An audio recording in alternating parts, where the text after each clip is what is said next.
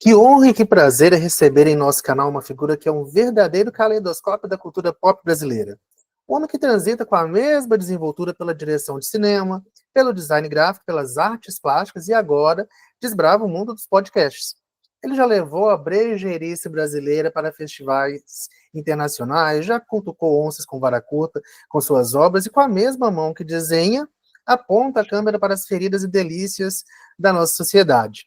Com vocês, o multitalentoso, o Henriqueto, o homem por trás de personagens icônicos como a Marlene Dietrich e de projetos que nos fizeram rir, chorar e pensar, como o sensível projeto Relicário. Um artista que, como ele mesmo parece dizer em sua obra, encara a vida como uma grande comédia, sem perder a ternura e a acidez jamais. Seja muito bem-vindo, Ramon Navarro.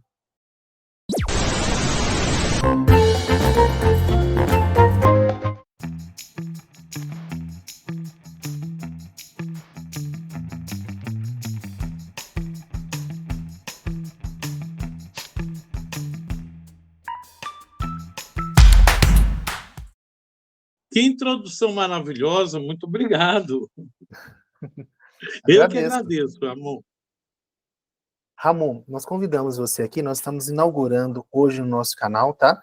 Você é o nosso primeiro convidado para uma série chamada Made in Brasil. Nós vamos trazer aqui para conversar, né, agora que o mundo autista explora a cultura pop, alguns cineastas, produtores, atores, atrizes brasileiros, né, críticos também, para falar sobre diversos aspectos da cultura pop, da cultura no Brasil em si, sobre o desenvolvimento do cinema, séries, animações, dentre outros, e nesse contexto, né, de criação para o web, que está muito em voga hoje em dia, está todo mundo criando alguma coisa, mas até que ponto que essa criação é interessante, né, até que ponto que tem que ter um controle de arte sobre isso. Então, a gente vai falar um pouquinho sobre isso hoje, tá Perfeito. bom? Então, vamos lá. Ramon, a sua trajetória é um mosaico, né? Você formou em programação visual pela UENG, estudou as artes plásticas na Escola Guinard, ainda fez uma pós, né, em Memória e Cinema na UFMG. Essa pluralidade acadêmica se reflete, né, na sua carreira, onde você atua como diretor, roteirista, designer e até apresentador, né? Temos lá o podcast. Com essas diferentes facetas, o cineasta de A Devassa do Cinemão, né, designer de capa de livros, artistas plásticos, dialogam, né, essas facetas no seu processo criativo. Como que acontece esse diálogo, né? Uma área acaba inspirando ou resolvendo os desafios da outra, quando se trata de uma pessoa multifacetada como você? Ramon, aconteceu o seguinte, logo quando eu entrei, eu sempre, desde criança, eu fui apaixonado pela imagem em ação, vamos dizer assim, pelas artes visuais, né? Então, quando eu já entrei na Guinard, que foi minha primeira faculdade, eu já quis ali mesmo ver alguma coisa de cinema ou de vídeo, porque não existia cinema na época, né? De vídeo, e não encontrei ali.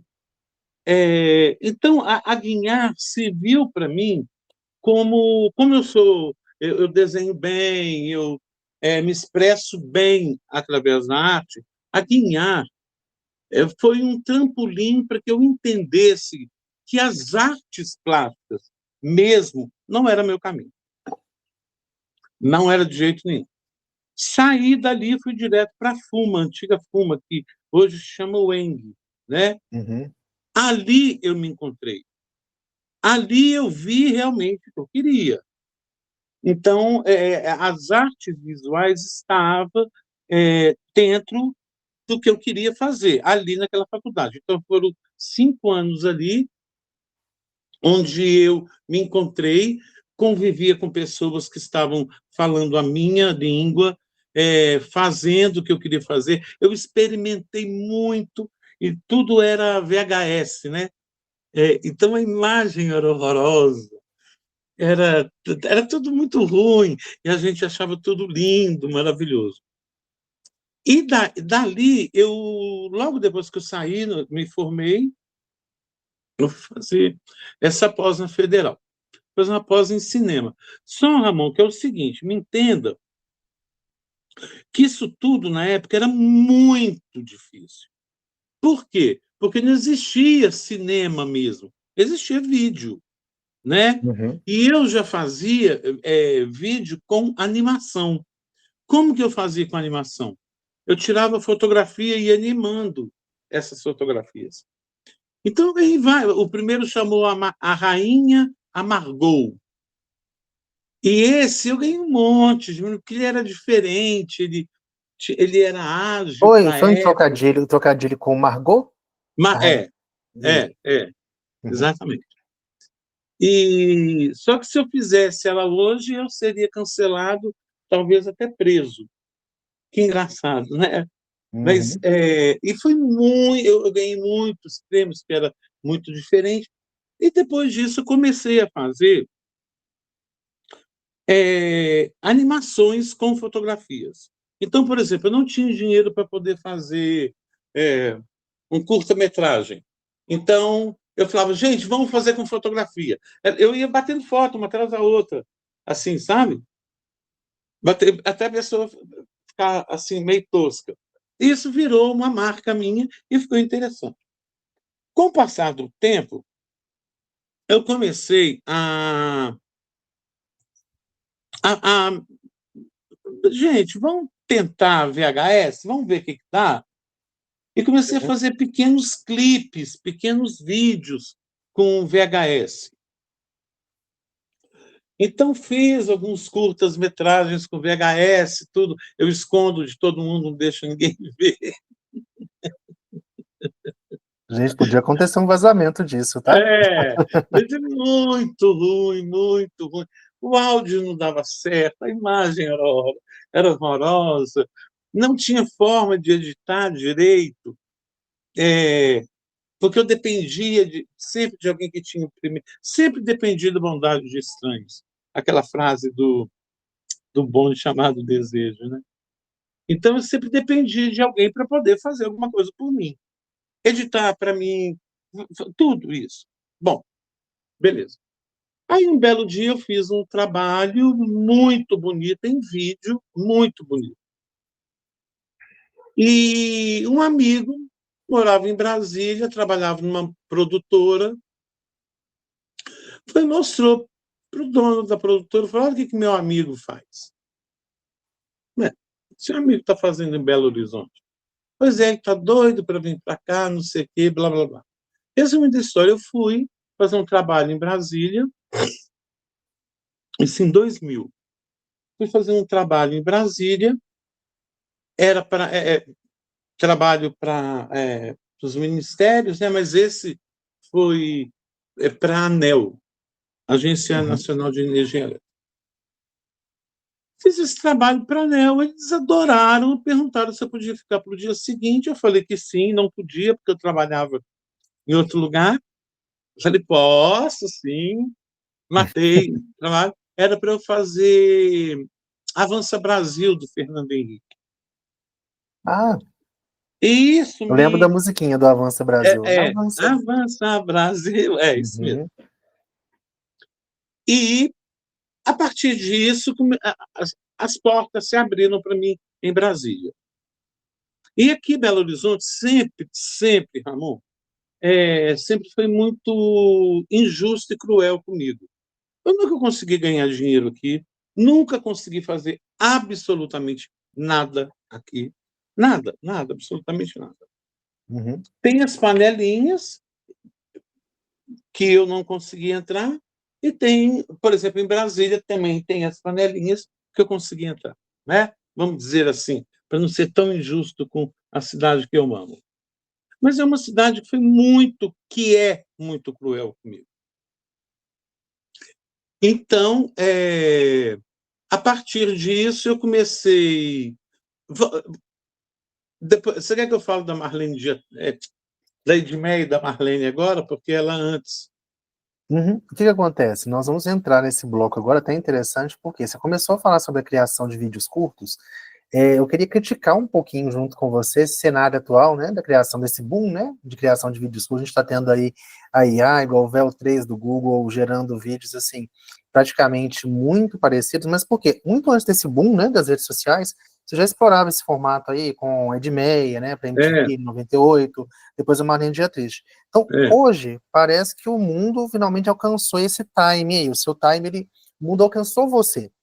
Né? Agora, como que você, que foi o pioneiro nesse formato, você enxerga essa explosão de conteúdos rápidos, esses conteúdos criados por IA, e qual que é o lugar que uma personagem tão ácida e glamurosa, né, como a Marlene Dietrich, que é a minha favorita, tá, das que Aham, eu assisti sua hoje, aham. nesse novo cenário, como que é o lugar dela hoje, nesse novo cenário?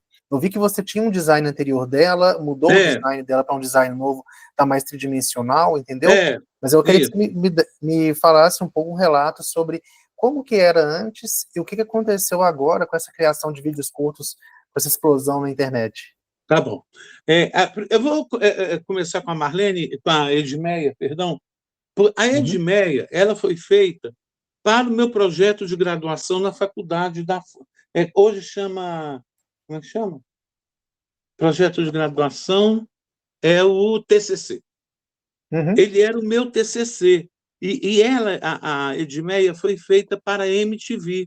Então, o meu projeto, você tinha que, como qualquer TCC, você tem que ter o seu projeto, você tem que direcionar ele para onde que é, e pronto, aquela história toda.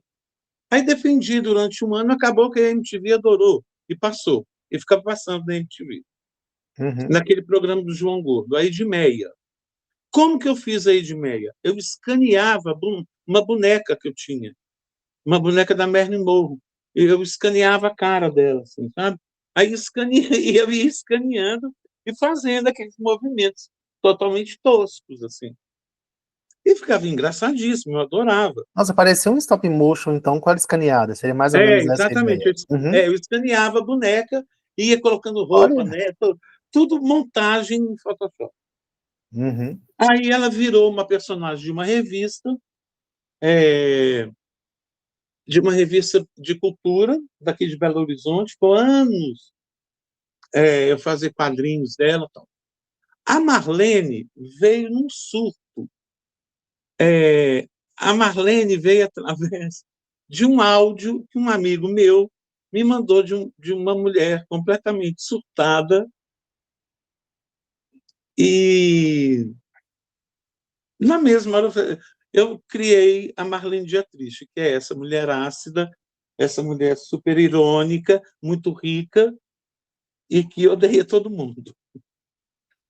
uhum, Então, eu criei a partir disso. Então, aí eu tinha um grande problema. Eu desenhava ela, certo? Desenhava. Aí eu não tinha voz. Como assim? Como que eu vou dublar uma mulher? Então, eu tinha que ficar pedindo amigas, para poder dublar. Então, eu sempre ficava com uma voz diferente. E fui meio que desanimando, assim. Aí surgiu a IA. Eu fui e fiz a cara dela e a voz dela, consegui fazer. Então, hoje, para mim, é muito mais fácil fazer ela através da IA do que antigamente, porque antes eu desenhava muito, tinha que fazer a boca mexendo no Photoshop, no uhum. After, era tudo muito mais complicado. E eu acho que a IA, não adianta você brigar com a IA. Vai tomar emprego dos designers. Eu acho que se a gente juntar o nosso aprendizado com a IA, eu acho que vai dar certo. É igual quando não tinha computador, que a gente fazia tudo à mão, que é da minha época, né? Não tinha Photoshop. Eu fui aprender Photoshop na faculdade, assim, tempos depois. Uhum. Então, porque o Photoshop. Não, gente, hoje todo mundo só trabalha com Photoshop. Eu acho que a gente tem que se juntar. Eu acho que esse tipo de. O que todo mundo está fazendo é o que todo mundo está fazendo. Vai chegar uma hora que ninguém vai suportar. Eu mesmo já não estou suportando. Antes eu achava engraçadíssimo. Hoje eu vejo no feed, eu já passo. Eu já acho chato, assim. Cansativo, já está cansativo, Cansativo. né? É cansativo. Ah, até Até isso me lembra mesmo. mais uma pergunta. Você estava falando que a Marlene Dietrich, você transformou ela, né, com a IA. E o que que acontece? Nós temos muitos vídeos hoje criados com os personagens humanos, né? A É, IA está criando humanos muito semelhantes, Perfeito. né, praticamente difíceis de identificar se são ou não criação por É, IA. A Marlene Dietrich, ela vai se transformar numa personagem humana ou ela vai continuar 3D? vai continuar 3D. Ela tem que Por quê? ser, porque ela tem que ser inatingível, ela é uma pessoa que não existe, né? Se eu colocar ela como humana, ela vai ser mais uma entre milhões. Ela é uma pessoa que ela se sente superior a qualquer outra, então ela não é um ser humano. Ela é Entendi. mais do que um ser humano. Então ela se sente vamos supor, uma Barbie, né? Uma boneca. Ela é muito maior do que um ser humano. Ela não vai envelhecer, ela não vai é, como é que chama? Ficar velha, não vai ter problemas nenhum. É, ela vai continuar sendo intacta do jeito que ela é. Ela já foi criada daquela forma. Eu não acho interessante eu transformar a Marlene numa IA falante, é, porque eu acho que ela vai ser mais uma, entre outras. Sabe, assim, eu vejo alguns desenhos que as pessoas fazem, tosco mesmo, assim, de bolinha, eu acho até muito mais interessante do que essas Marisa. Da Marisa, no começo foi engraçadíssimo, hoje já não Marisa acho Maio, mais. correto? É. Eu ia falar dela gurinha mesmo. Eu Até, por, criei até um. porque até porque uma crítica que eu faço, talvez você vai concordar comigo, o pior problema que nós estamos tendo hoje nesses vídeos curtos, né, que tá todo mundo fazendo à torta direito, principalmente igual você tem há pouco no VEL 3 do Google, é Uhum, que carece de roteiro. Eu acho que, como é que chama o criador da Marisa Maio mesmo? Raoni Phillips. Eu acho que ele uhum, teve um sucesso com a Marisa Maio porque ele é roteirista. Ele uhum, conseguiu fazer um bom roteiro em cima dela. Eu acho isso. que vem de um personagem a história do personagem, não como o personagem se mostra. Então, esse é um case de sucesso que deve ser explorado por causa disso. Tem um roteiro, tem um storytelling ali atrás daquele personagem. É, você acha que hoje, com essa criação de vídeos para a internet, mais tarde, se as pessoas começarem a ter bons roteiros, especializarem, fazer um bom storytelling para contar uma história ali, você acha que isso vem a mudar a perspectiva ou cada vez vai ficar mais do mesmo, essa coisa enjoada, vídeo sem pé e sem cabeça, sem início, meio e fim? Ramon, eu acho que pode ser os dois lados. A gente ainda não sabe aonde que isso vai levar, né? Eu penso que se continuar nessa mesmice, assim, é um copiando o outro, por exemplo, veio Marisa e depois veio outro, depois veio outro, as pessoas copiando, vai acabar e vai aguentar mais ver aquilo, não é mais engraçado, né? Antigamente, qualquer coisa virava meme, né? Porque era tudo novidade. Você lembra daquela tapa na Pantera? Foi uma coisa Uhum. engraçadíssima, que virou um meme super fantástico. Depois passou. Então, tudo isso vai passar. Tudo isso vai passar. Vai acabar. Sabe? Eu acho que, por exemplo, esse VO3, se ele vier para ajudar no cinema, eu acho que vai ser fantástico. Entende? Assim, não só para fazer Marisas da vida, eu não sei o nome dela, é Marisa Maio. Marisa Maior. Não só para fazer Marisa Maior, mas se ele vier para se as pessoas usarem ele para fazer cinema, e se ele tiver um preço acessível para ajudar as pessoas a fazer cinema, vai ser maravilhoso isso, né? Eu não acredito que ainda não chegamos na tecnologia de você fazer um filme inteiro com VO3, porque tem as limitações ainda, né? Sim, sim. Mas você pode fazer uma cena ou outra que dá para você incorporar no seu filme. Eu mesmo estou terminando um filme agora, que eu comecei ele há 4 anos atrás, por falta de dinheiro, não consegui terminar. Então, aí, Qual sabe o que eu filme decidi? que você está terminando Chama É agora? Amor o que eu ando sentindo. É uma história sobre mim. É, Autobiográfica. é, é, o que aconteceu? Eu falei assim, sabe o que eu vou fazer? Eu vou fazer esses personagens, eles mais velhos, com VO3. Depois eu falei, de jeito nenhum, se eu fizer um negócio desse, eles me matam. Eu vou fazer com fotografia ou filmar ator. Então, aí eu decidi que eu vou ter que arrumar dinheiro para poder filmar os atores mais velhos contando a história, né? Porque se eu fizesse com esse VO3, o povo vai me matar. né? Assim, Uhum. hoje de selecionar filmes para festivais já está difícil, assim, dificílimo. Hoje tudo é muito politicamente correto, você não pode ter deslize nenhum, mas nenhum, você não pode brincar. Não estou falando daquele cara, não, pelo amor de Deus, daquele sujeito, não. Sabe quem que é? Nem sei o nome Uhum. do sujeito. Estou falando disso, não. Mas assim, você tem que ter muito cuidado em brincar com as coisas. Uhum. Os temas hoje assim são mais sociais, sabe? Os temas, os festivais são todos sociais. Não tem mais comédia. Muito. Eu mandei para 2 festivais que agora que foram selecionados, um que chama A Soberba não. Ah, meu Deus, como é que é o nome do filme? O Expresso para Indaiatuba. O Certo. Expresso, que é um filme sobre todo mundo dentro de um ônibus para partir para ir para Indaiatuba, e tem um cara com uma bomba dentro do ônibus e eles não conseguem partir. Mas é Nossa. uma comédia, e ninguém fala o mesmo idioma, cada um fala um idioma. Um fala alemão, outro fala francês, outro... Entende? Ninguém consegue se comunicar ali dentro. E tem uma pessoa só que fala o idioma de todos. Só que isso eu fiz há 8 anos atrás. Era diferente. Era diferente, entendeu? Uhum. Olha, Hoje, pode falar. não, hoje eu apresentando isso, eu posso ofender algumas pessoas. Uhum. Olha, Entende? falando até um pouco, entendo, mas falando até um pouco da sua carreira, nós estamos falando sobre a criação de animações, né, desses vídeos curtos, mas ela vai um pouquinho além do que isso, né? Você é marcado por reconhecimentos importantes.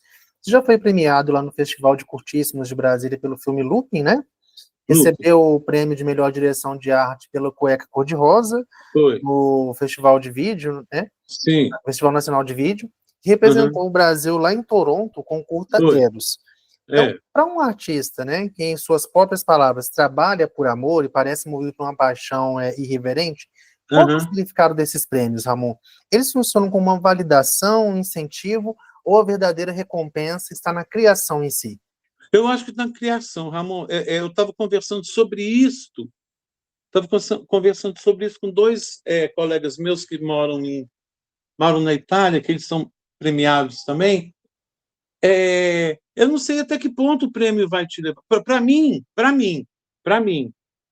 nunca me abriu portas nenhuma. Para mim, tá? Eu sempre é maravilhoso você ganhar prêmio, você está num festival, citam o seu nome, você fala, pô, é maravilhoso, é lindo. Mas para mim mesmo nunca mudou minha carreira, nunca abriu portas para mim em absolutamente nada, sabe? É, eu acho que mais é pessoal mesmo. Só de ser selecionado, para mim já tá bom. Sabe, as pessoas estão vendo meu trabalho. Sabe? Entendi. É, já ganhei, eu ganhei muitos prêmios. Esse mesmo de Brasília, Festival Curtíssimos, Festival Internacional Curtíssimos, eu nem estava no festival.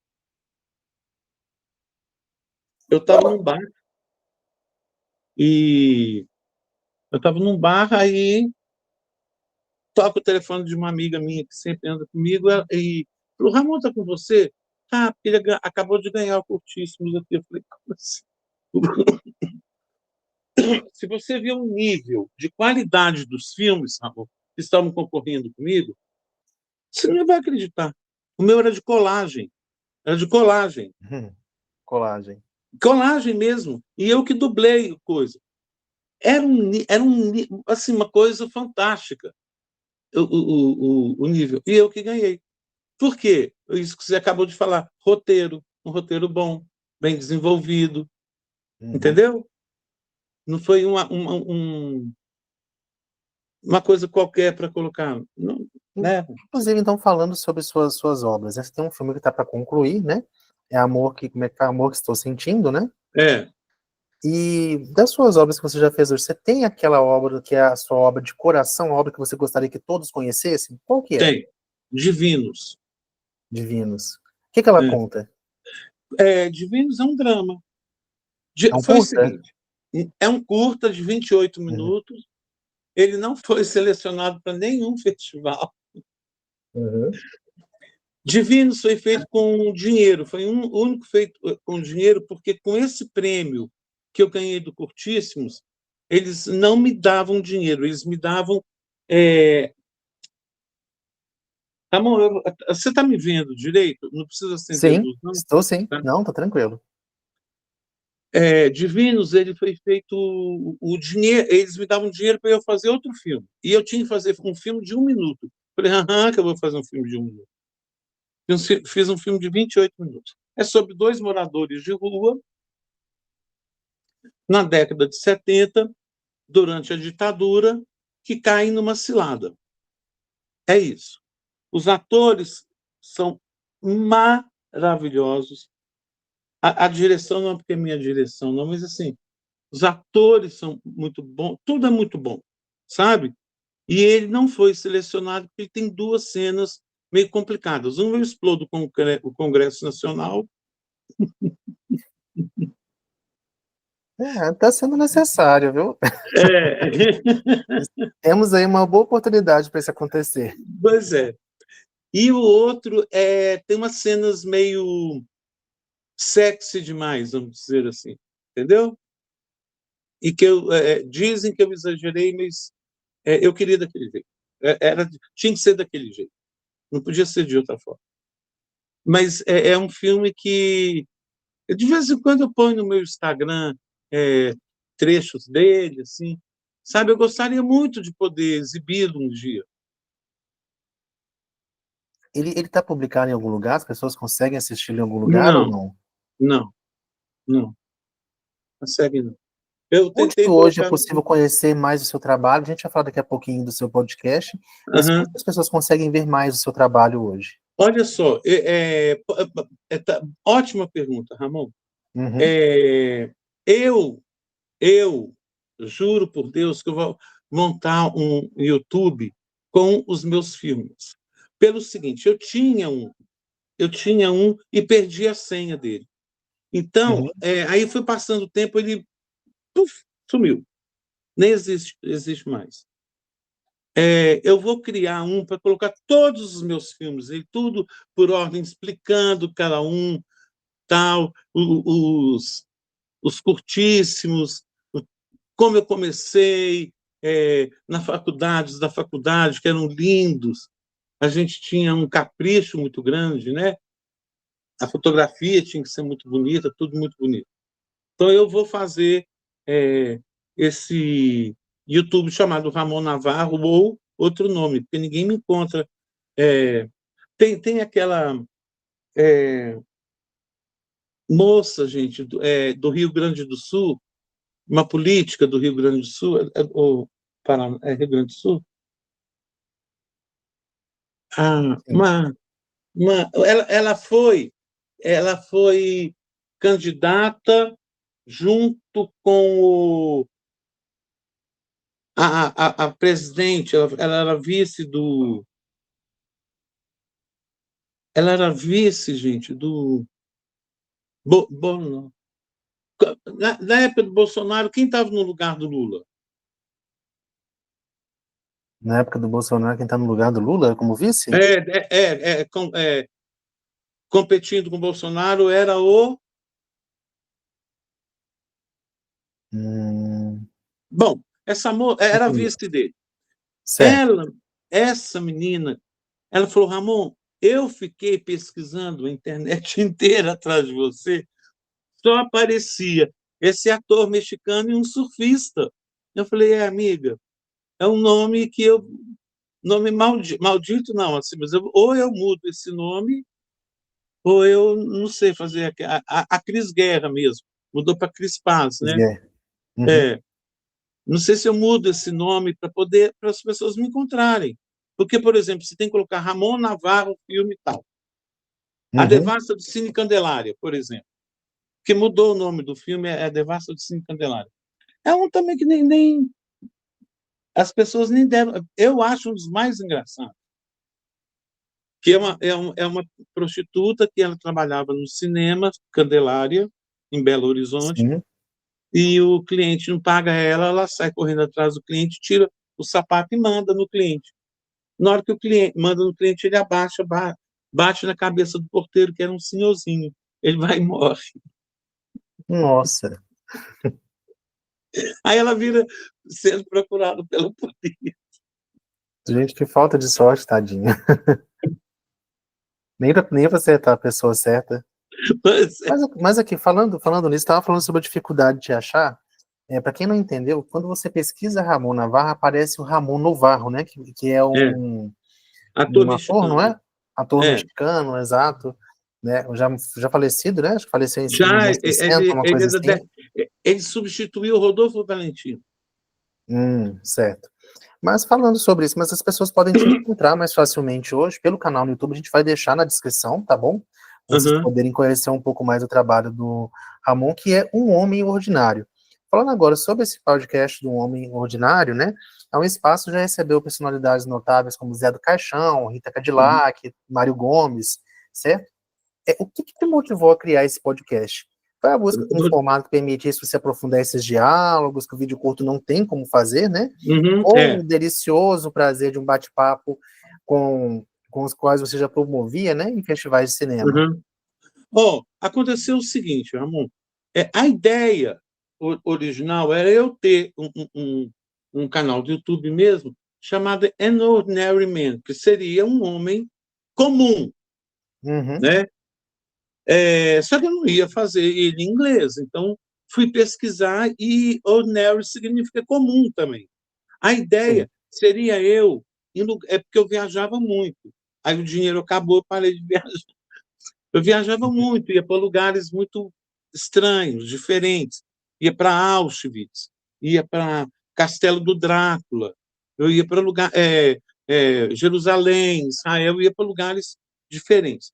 Então, era um homem comum em lugares diferentes, falando sobre aquele lugar, não coisa chata. Da minha forma, brincando assim, tentando conversar com as pessoas de uma forma mais leve. Aí aconteceu que um amigo meu, ele tem esse estúdio. E ele falou, Ramon, você é a pessoa que precisa ter o podcast.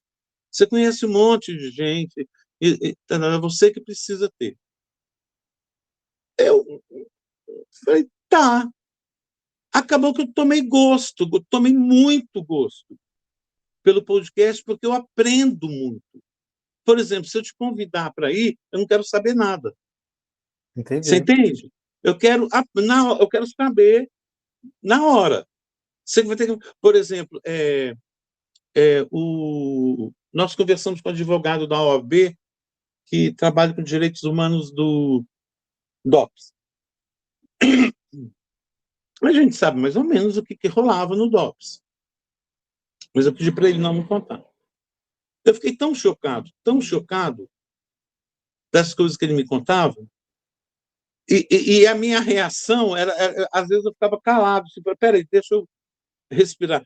Teve uma vez uma psicóloga também, que ela começou a fazer um trabalho lá, de repente eu comecei a chorar, no meio do coisa. Então eu prefiro que seja uma coisa natural, é uma conversa, você entende? Para mim seria uma conversa mesmo, trocar uma ideia. Eu É como um bate-papo espectador. informal não estruturado, né, se a gente for olhar bem. Exatamente. Eu prefiro, por exemplo, com Pedro Rousseff. Não sabia nada Sim. dele. Só sabia que ele era sobrinho da Dilma. Uhum. Só que uma fala dele, uma vez eu vi ele falando, me tocou muito. E aí ele mesmo se convidou, vamos fazer um poemão. E me tocou muito uma fala dele, e me preocupou. E aí eu quis saber mais, entendeu? Então tudo para mim é assim, vamos conversar? Me fala aí, porque eu quero aprender, estou a fim de aprender. Sabe? Então, o homem ordinário é mais isso. E sempre, sempre, Ramon, pessoas que fazem diferença. Me entenda. Você, desses entrevistados, quem que mais chamou atenção? Eu sei que você não, obviamente, não tem preferidos e tal, mas alguém que foi realmente marcante, ou teve uma passagem, um momento marcante. Nossa, foi sempre. Nossa, Ramon, Ramon. Teve esse do, do Daniel, advogado advogado Do DOPS. da OAB, do DOPS. Uhum.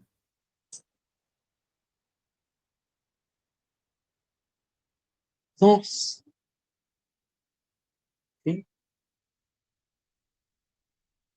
espera que espera que o outro está me Uhum. falando.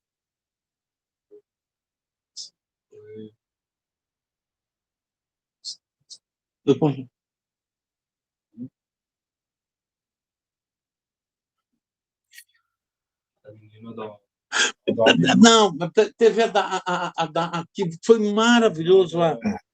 Como que é o nome dela? Teve uma também, foram mais duas, assim, que foi a presidente da ONU, presidente da ONU na China durante 20 e tantos anos. Ela contou cada coisa para a gente, coisas assim, que a gente pensa que é básico, você fica horrorizado das coisas, sabe, assim, de quanto vale um ser humano, por aí vai, sabe? É. Ela me deixou. E eu gosto muito da, daquela menina que ela tem paralisia. Hoje é aniversário dela, por sinal. Ela tem uma.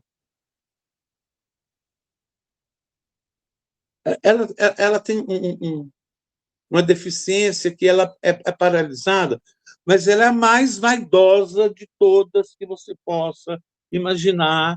Ela até fez. Depois eu chamei ela para trabalhar comigo até. Ela fez umas novelinhas que eu precisei fazer e chamei ela para trabalhar comigo. É a mais vaidosa que você possa imaginar, essa mulher. Ela me ensinou tanta coisa, mas tanta coisa.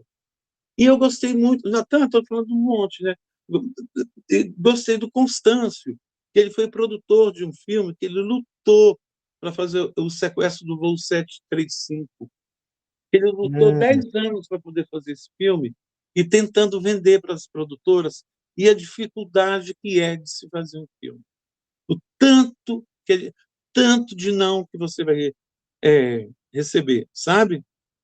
Então, essas pessoas, todos eles, na verdade, todos eles. O que eu fiquei talvez mais chocado foi com a do DOPS mesmo, sim. entendi. Quando você falou um pouquinho sobre a dificuldade de se fazer um filme, né? Muita gente fala, por exemplo, que a Lei Rouanet veio a facilitar, é muito fácil de ter acesso e por aí vai. Contextualizando isso, né? Você é um defensor do humor, né? Você afirma que a vida tem que ser uma comédia. Ao mesmo tempo, seu trabalho com a antropóloga Débora Diniz no projeto Relicário, Relíquia Rum, ele revelou uma faceta de uma imensa sensibilidade, homenageou as vítimas da pandemia, ganhando destaque em mídias como o jornal É o País e a revista Marie Claire. Olhando para o cenário atual do cinema e da cultura no Brasil, como que você equilibra essas duas potências? A comédia, por vezes ácida e debochada, a necessidade de um olhar mais sóbrio e engajado, ainda é o espaço, né, para a irreverência daquela comédia desbocada, ou o momento ele clama por projetos com a profundidade do Relicário. E também, falando sobre isso, qual que é o momento do cinema brasileiro? Hoje está mais fácil você criar um filme, criar um curta, criar um longa. Como que você enxerga isso atualmente? Nossa, quantas perguntas. Vamos lá, então. Vamos Vamos começar por do início. partes. Vamos falar primeiro o seguinte: é um momento para uma comédia mais desbocada ou algo mais sério, mais social, tipo Projeto Relicário ou algo ligado a isso? Sem dúvida nenhuma, é o momento mais social. Isso não tenho dúvida nenhuma. Relicário, Uhum, nós tivemos uma mídia espontânea enorme. Nós fomos parar 3 vezes na Globo, pra você ter ideia. uhum, 3 vezes fizeram. E na época de. Porque eu dei como que chama? Live. Porque a Débora não tinha tempo, não sei o quê, então sempre mandava para Ramon, vai para as lives. Então, o que eu fiz de live foi o seguinte: Débora No dia que faleceu a primeira mulher, eu e Débora somos muito amigos, trabalhamos juntos desde sempre, fizemos vários documentários juntos, documentários pesados, muito pesados, trabalhando com direitos humanos, e somos muito amigos. Quando a primeira mulher morreu, a Débora falou: Ramon, nós precisamos homenagear essas mulheres. Como? Aí chegamos à conclusão que seria através de um Instagram. Não tinha como ser relicário, então teve que ser relíquia.rum, e que eu faria essas artes. E, em princípio, a Débora só colocaria assim, porque eram pessoas anônimas, tá? Eram estatísticas, todas estatísticas. Então, assim, fulano de tal morreu no Paraná, 52 anos. Então, era isso, tá bom? O que a gente tinha. E aí, eu sempre gostei muito de colagem, eu sempre fiz muita colagem. Desde a Edmeia, com tudo isso, eu gosto de colagem. E não existia inteligência artificial. Era tudo colagem que eu fazia, né? Uhum. Então, eu comecei a fazer o quê? A Débora conseguia, aos poucos, me dar uma coisinha. A Ramona tinha 3 filhos. Ela era de Cuiabá. Uhum. Ela tinha tantos anos. Aos poucos, a Débora cutucava e achava uma coisa. Então, a partir daquilo, eu comecei a fazer colagem da vida dessa mulher. Eu não podia usar a imagem de uma pessoa do século passado, né? Tinha que ser do século retrasado, por causa de direitos autorais. Então, eu tive que me virar, o Ramon, me virar. E essas fotos, Ramon, elas só tinham realeza, foto de realeza. Tinha foto de mulher simples, tinha foto de uma escrava, de uma mulher simples, não tinha. Era Uhum. dificílimo, mas difícil, então. Mas assim, estava horas procurando essas mulheres. Então, aí me dava essas pequenas coisas, né? Uhum. Tinha 3 filhos, aí 3 filhos. Então, eu comecei a montar essa mulher. Como que essa mulher seria? Ela seria assim, assado, ela moraria assim. E eu comecei a criar o universo dela. E um universo muito bonito. E tinha que ser muito colorido. Uhum.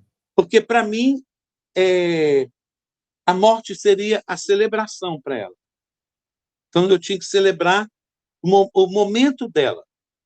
Já que ela passou aqui pela gente como uma anônima, sem ser pela família, né? Mas para os outros era uma anônima, então, pelo menos, de uma forma linda, ela iria passar para a gente, para quem não conhecia ela. Bom, isso começou a tomar uma repercussão muito grande. E, Ramon, pra você ter ideia, um dia, vários casos aconteceram, vários. Eu fiz de uma mulher, e na lua tinha 2 meninas sentadas assim, sabe? Aí um fulano chegou para a prima e falou assim: Ah, sua mãe apareceu no programa do Porchat ontem. Minha mãe? Como assim? Aquele negócio lá que eles estão fazendo de colagem das pessoas, não sei o quê. Era a colagem que eu tinha feito da mãe dessa menina. Essa menina ficou emocionadíssima, conseguiu entrar em contato comigo, pediu a arte para poder imprimir, colocou no porta-retrato, e a partir daquele dia a mãe seria vista daquela forma. Nossa, que bacana, que lindo isso. Cada um, assim, mas é cada história que eu tenho disso, que assim, cada uma mais linda do que a outra. Eu não sei se você chegou a ver o vídeo. Não, né? Chegou a ver o Bom, vídeo? Tu, eu vi só o Relicário? Instagram do Relicário, só o Instagram. Ah, não, vou te mandar o vídeo, que a gente foi homenageado no Festival de Trancoso com esse trabalho, e eu fiz um vídeo que passava toda hora na igreja, sabe aquela igrejinha? Passava Uhum. toda hora lá. Vou te mandar o vídeo para você ver também. Esse É vídeo ele lindo. tá no YouTube também ou não? Ele estava nesse. Ramon, eu acho que ele está Porque se ele estiver no YouTube, passa pra gente o link, a gente vai colocar aqui embaixo na descrição. Ah, eu passo, passo. Quer ver? Ele tá. Deixa eu ver aqui. Se ele já está. Ele está no Instagram? Será? Relíquia. Uhum. Relíquia. Deixa eu ver se ele está no Instagram. Ó, tem aqui na igrejinha. Não, tem. Tem. Deixa eu mandar aqui. Ótimo. A gente vai colocar aqui para todo mundo poder ter acesso e Eu assistir. ganhei um Mas prêmio da Vale também com esse trabalho, Aquário? sabe? Olha, É, o menino me ligou, só querendo me matar. Eu não aguento mais chorar, não. Não sei. então, mas então nós entramos aí no contexto, hoje a gente está no contexto de criação, né, de filmes mais sociais, né? Nós tivemos até recentemente, né, a premiação de um filme brasileiro, lá pelo Oscar, né, foi uma grande surpresa, Uhum, foi Eu Ainda Estou Aqui. que é Então, maravilhoso. até com essa premiação, né, do Eu Ainda Estou Aqui, e com essa mudança para o social, igual você mesmo endossou agora há pouco, você vê que hoje é mais fácil você conseguir financiamento, você conseguir produzir um filme no Brasil, ou ainda está engatinhando, está a passos lentos? Como que funciona hoje? Ramon, querido, é tudo mentira, isso não existe. É por ilusão, então. É pura ilusão. Só quem vai ganhar são os famosos, querido. Isso sempre foi assim. Uhum. Não vai. Não adianta você entrar com um projeto maravilhoso, você não vai ganhar. Não Você não vai vai de ganhar o que? jeito O nenhum. Oscar? Você está falando sobre o Oscar ou sobre o financiamento? Do financiamento, do Oscar, não. O Oscar você paga para poder ser visualizado. Quanto mais for visto lá Certo. fora e tudo mais, é mais fácil. O Oscar funciona dessa forma. Eles fazem muitos anúncios, né? E prêmios que vão ganhando e vão anunciando, e assim ele vai sendo visto pela academia. Mas fazer filme no Brasil, esquece, amigo. Esquece. Você vai ver do Constâncio. O Constâncio, ele ter, olha, 10 anos. 10 anos. Certo. A história que ele conta um caso real de um homem que. Engraçado, era tão engraçado que eu não lembrava dessa história, porque era uma época tão complicada no Brasil que mudava o dinheiro de 5 em 5 minutos, mudava o dinheiro, sabe? Era pacata, era cruzado novo, cruzado velho, cruzado antigo, cruzeiro, cada hora Uhum. mudava. E a gente ficava muito preso nisso. E aconteceu um atentado de um homem que sequestrou um avião aqui em Belo Horizonte e voou com esse avião para poder atacar o Congresso Nacional. É uma história fantástica, assim, né? E depois descobriram várias coisas, que até o Al-Qaeda tinha coisas pesquisadas sobre esse negócio e tal. Constância demorou 10 anos, 10 anos, para poder conseguir, assim, sabe? E é sempre as mesmas pessoas que vão ganhar. Sinto muito. São sempre. Eu acabei de entrar naquele edital do Aldir Blanc com um livro. É porque, não sei se eu te falei, eu sou escritor também. Eu tenho 2 livros infantos juvenis, são lindos, lindos, lindos. Aí entrei, Isso é uma surpresa. A gente não é, sabia. esses 2 livros lindos, lindos, maravilhosos. Não é porque fui eu que escrevi, não, porque realmente é bonito. Na hora que eu leio, eu mesmo fico emocionado, é muito bonito. Eu fiquei suplente. Assim, claro que eu iria ficar suplente. Nunca que eu iria ganhar. Sabe como? Nunca. Quem é Ramon? Escreveu o quê? Sabe? Uhum. Sempre são as mesmas pessoas. Então, assim, é, essa lei que era para ajudar, a ideia da lei era essa, né? Da gente dar. Fomentar o Ah, cinema. uma vez, o Ramon, eu vou contar rapidinho, aqui, não vou tomar muito seu tempo. Uhum. Eu entrei numa lei de incentivo à cultura, o Rouanet, e passei. Que passar, você passa. Todos passam. Uhum. E passei. O primeiro banco que eu fui, o cara virou para mim e falou assim: por que eu daria o dinheiro para o seu filme e não da Fernanda Montenegro? Aí eu falei: tá para a Fernanda Montenegro, ela precisa muito mais do que eu. Uhum. Eu vou falar para um cara desse. Você entende? Esse é o primeiro que eu fui. Então é difícil mesmo, Nossa. sabe? Então é tudo mentira. Eu mesmo, eu, Constância, a gente, tudo mentira. Mentira. Olha, lá em Brasília tem uma lei que se chama FAC, Fundo de Apoio à Cultura. Por incrível que pareça, funciona. Por incrível Uhum. que pareça, funciona mesmo. Só você. É uma lei municipal ou uma lei nacional? Não municipal. Municipal. Você entrega o projeto, se eles gostarem, eles te dão dinheiro. Você faz o Uhum. filme e acerta tudo direitinho, blá, blá, blá. Sabe? Tudo bonitinho e sem problema nenhum. Todo mundo em Brasília faz filme. Todo mundo em Brasília. Vai fazer. Aqui em Belo Horizonte, se tiver, eu nunca ouvi falar. E eu acho que nem tem, né?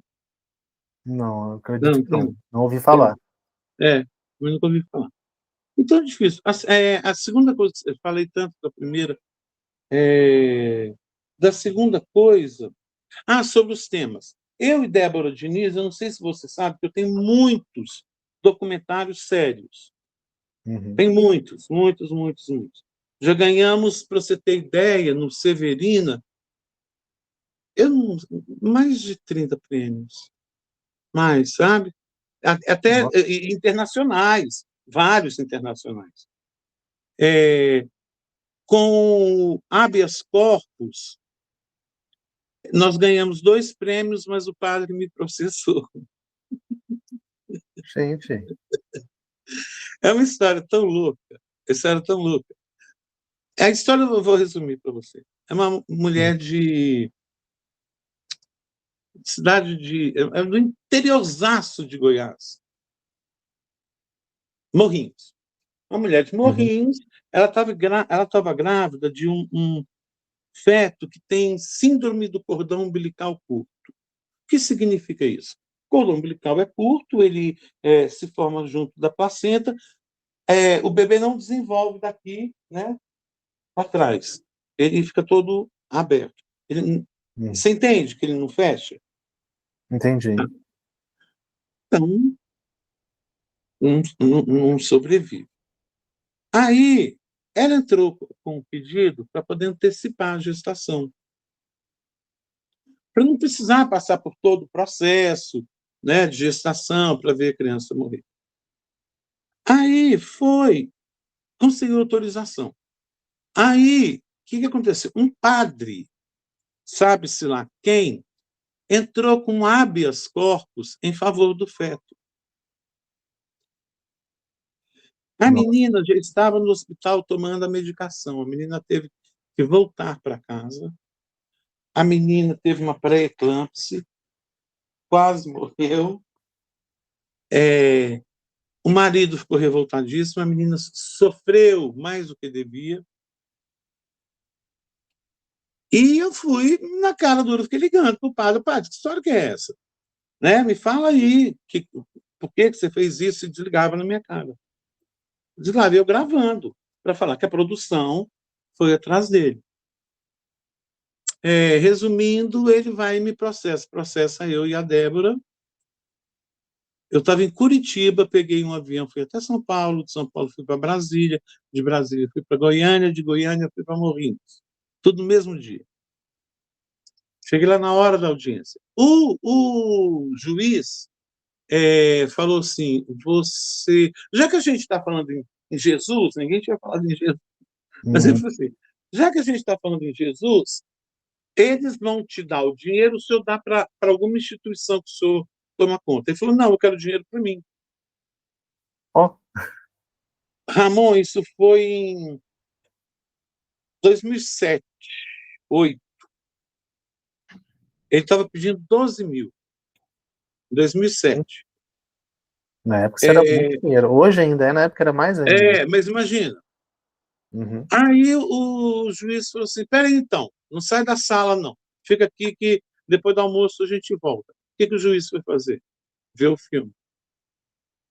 O juiz voltou tão revoltado, mas tão revoltado, falou assim, eles não têm que te pagar absolutamente nada, se bobear o senhor vai pagar eles, não estamos estamos numa democracia, não estamos numa ditadura, acabou, compadre, acabou. Uhum. E se quiser, entra com recurso daqui mesmo, e o senhor que vai pagar os advogados dele. Pronto, perdeu. Eu e Débora já tivemos casos, por causa desses documentários, vários casos assim. Tem, esses eu te passo depois, são vários. São temas. Tem Solitário Anônimo, de um senhor que, 90 e poucos anos, decide parar de comer. Ele não tinha coragem de se matar, ele não queria mais viver, ele não tinha depressão, não. Uhum. Era um homem advogado, muito inteligente, falava vários idiomas, foi encontrado no parque da cidade, em Brasília, decidiu parar de comer. Falou, não tem coragem de matar, para de comer. Nossa. É, Ramon, agora finalizando, né, o nosso momento, o nosso encontro aqui, era para ser queria que meia você hora, foi falasse. 90 minutos. Pois é, tá rendendo muito bem isso. Mas vamos lá, eu queria que você desse um recado para a nova geração que está começando a produzir conteúdo, para quem está estudando cinema. Hoje nós falamos muito sobre dificuldades, mas você enfrenta até hoje essas dificuldades, você está aí, começou lá muito tempo, a gente pode falar quando era mato, né, quando era mais difícil ainda do que hoje. É, Então, é. com essas facilidades que tem hoje, o pessoal não perder o rumo por dentro das facilidades e serem criativos, qual que é o seu recado para essa nova geração de produtores de conteúdo? Eu acho, Ramon, sem dúvida nenhuma, é ter criatividade e não fazer a mesma coisa que os outros estão fazendo. Porque o que está acontecendo é isso. Você vê que um fez a Marisa maior, o outro fez. Cada hora aparece um. Uhum. Seja criativos, gente. Faça tanta coisa, tantas plataformas, tantas formas que você tem agora de fazer, entendeu? Cria personagens, começa a, por exemplo, criar personagens que eu adoro. Eu tenho o Jaci Borrô, eu tenho o Toguinha, não sei se você sabe do Toguinha, Sim. né? O Toguinha ele fez muito sucesso na TV Justiça. Eu conto uma história, eu vou contando primeiro a história desse personagem, para depois desenvolver. Por exemplo, a Marlene Dietrich, eu contei uma história dela engraçadíssima, que ela só andava com véu na rua para ninguém ver, que ela tinha Uhum. envelhecido. Enfim, eu contei uma história enorme dela para poder chegar na Marlene Dietrich. Então, sejam criativos. Gente, tem oportunidade, sim. Eu estou falando disso tudo, foi o que eu passei, eu ainda continuo, né? Não tenho dúvida, não morri, então estou aqui continuando a fazer. Vou terminar meu próximo filme ainda, se Deus quiser, mês que vem. E bola para frente. Vai pedindo um aqui, pedindo um ali, e faz. Sabe, pede amigo. Ah, amigo, sabe editar? Edita para mim. Fulano, você sabe fazer roupa? Passa para mim. Sabe, por aí Uhum. vai. Nossa, muito bacana. Ramon, muito obrigado pelo seu tempo, muito obrigado por trazer para a gente um pouco dessa história fantástica, tá? Elucidou muitas dúvidas, trouxe caminhos, né, para essa nova juventude que Uhum. está vindo aí, não só a juventude, né, para quem está começando agora a criar, a trazer conteúdo. Também a gente falou um pouquinho das suas obras, das premiações. A gente está deixando aí embaixo os links que a gente comentou durante o vídeo para todo mundo poder conectar, acompanhar o seu canal de podcast, né? Sempre tem novidade. Ótimo, tem. De tempos em tempos está lançando novos vídeos por lá. E também a gente vai deixar o seu Instagram. Fica mais fácil o pessoal te acompanhar no dia a dia. Porque eu vejo que tem muita coisa que você não coloca no YouTube, que você coloca só no Instagram. Seu Instagram, correto? A gente vai deixar o pessoal ver também. Muito obrigado. Eu tá? te agradeço, querido. Eu espero receber você mais vezes aqui no nosso canal para a gente poder conversar sobre mais temas sobre cultura pop. Originalmente, hoje, nós iríamos conversar sobre o David Lynch. Eu acho que é interessante nós jogarmos essa conversa do David Lynch para janeiro, né, que infelizmente vai ser o aniversário de morte do David Lynch, né, que é um diretor premiado, que nós dois gostamos muito, inclusive. Sim. Então, já fica aí o convite de nós para a gente conversar em janeiro sobre o David Lynch. Tá bom? E surgindo outra coisa, eu quero muito conversar contigo de novo. Eu que agradeço, demais. Muito obrigado, até mais. Nada, obrigado querido. a todos que acompanharam a gente até agora. E fiquem conectados aqui no canal, não deixem de ativar o sininho e sigam. Até mais. Tchau.